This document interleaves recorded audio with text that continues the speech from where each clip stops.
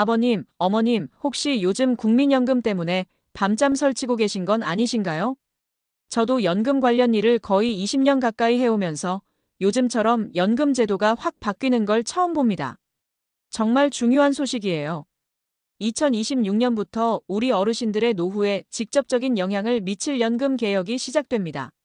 솔직히 말씀드리면 이걸 모르고 계시면 나중에 연금 받으실 때 큰 손해를 보실 수도 있어요.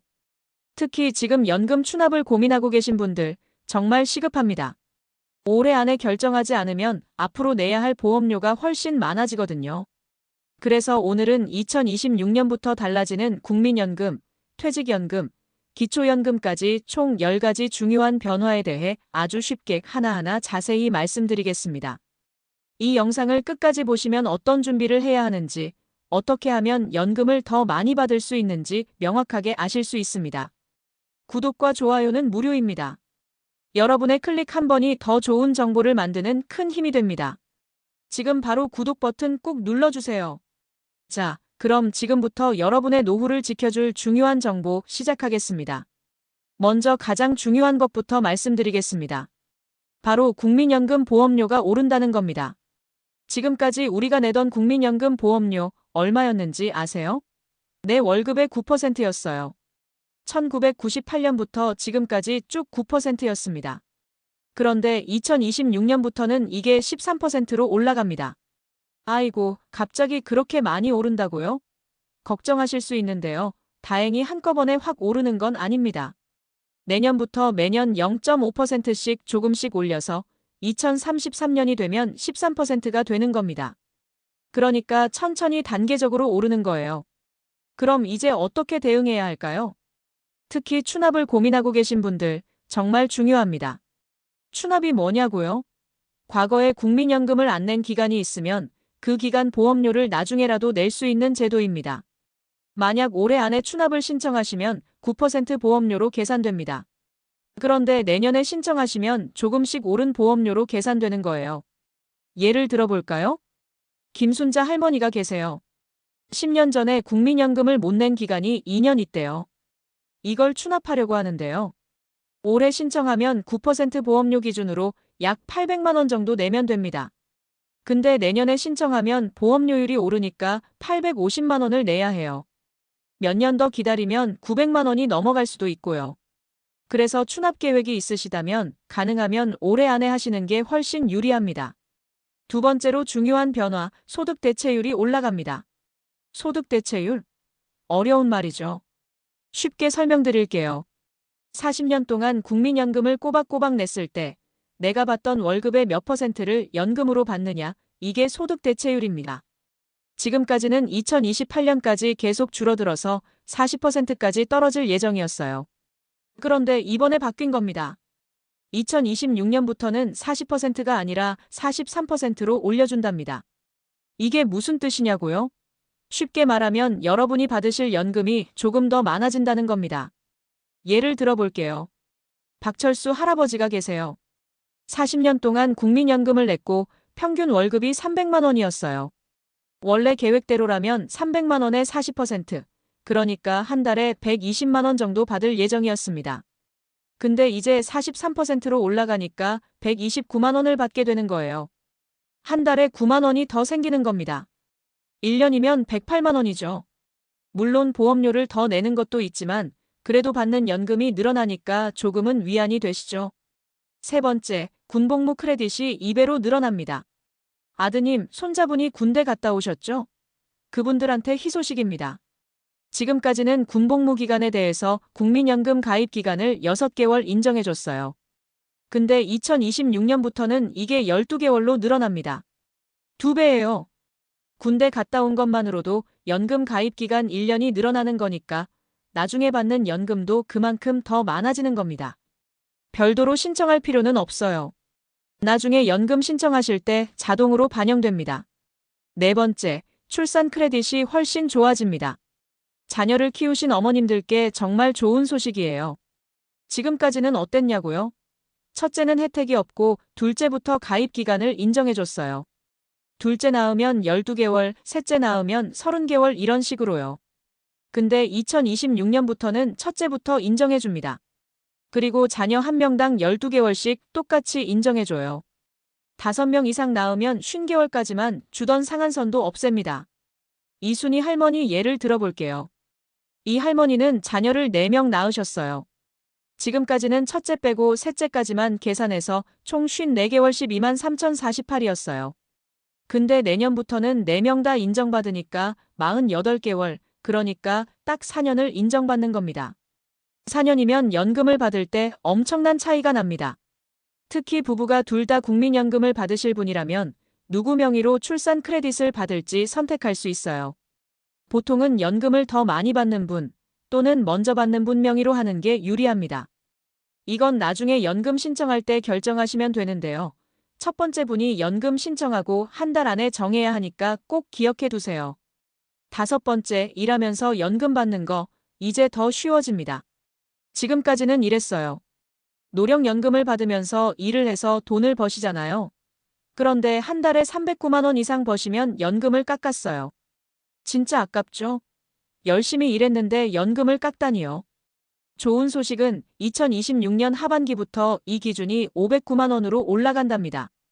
200만 원이나 더 벌어도 연금을 안 깎는다는 겁니다. 제 친구분 이야기인데요. 정년퇴직하시고 노령연금 받으면서 경비 일을 하고 계세요. 한 달에 250만 원 정도 버시거든요. 지금까지는 309만 원이 기준이니까 연금을 조금 못 받았어요. 근데 내년 하반기부터는 509만 원까지 벌어도 되니까 이분은 연금을 한 푼도 안 깎이고 다 받으실 수 있게 됩니다. 여기까지가 국민연금 관련 5가지 변화입니다. 여러분, 여기까지 잘 따라오고 계시죠? 이런 좋은 정보를 계속 알려드리려면 여러분의 응원이 정말 큰 힘이 됩니다. 아직 구독 안 하신 분들, 지금 바로 구독 버튼 꼭 눌러주시고요. 옆에 좋아요 버튼, 알림 설정까지 꼭 부탁드립니다. 그래야 새로운 정보가 나올 때마다 제일 먼저 알려드릴 수 있어요.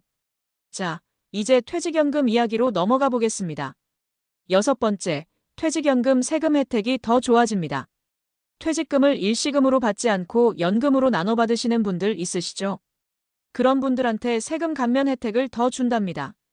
지금까지는 이랬어요. 10년까지는 세금을 30% 깎아주고 11년부터는 40% 깎아줬어요. 근데 내년부터는 21년 차부터는 세금을 50% 깎아줍니다. 실제 사례로 설명드릴게요. 최영수 할아버지가 55세에 퇴직하시면서 퇴직금 4억 원을 받으셨어요. 일시금으로 받으면 세금을 4천만 원 내야 해요. 아깝죠? 그래서 이분이 연금으로 받기로 했어요. 한 해에 2천만 원씩 20년 동안 받기로 한 겁니다. 1년부터 10년까지는 세금을 7%만 내요. 2천만 원에 7%니까 140만 원입니다. 11년부터 20년까지는 6%만 내요. 2천만 원에 6%니까 120만 원입니다.